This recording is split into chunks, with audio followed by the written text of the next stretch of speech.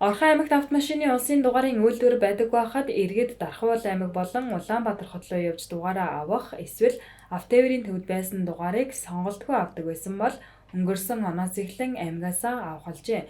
Ингэснээр иргэдийн үйлчилгээ авах байдал илүү хурдан, чирэгдэлгүй болсон байна. Автомашины улсын дугаарыг үйлдвэрлэхэд 50,000 төгрөгийн үнэтэй байна.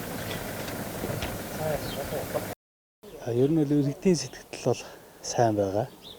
Тэгээ хуучин бол одоо дугаар үйлдвэр байхгүй дархан руу юм руу хот руу явж зөвхөлдөг байсан шүү дээ.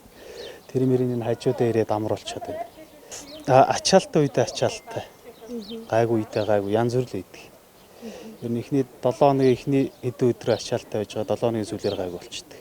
Яг ер нь бол яг стандартаа дагаж мөрдөөл яаж байгаа. Тэгээ яг стандартаараа л явж байгаа.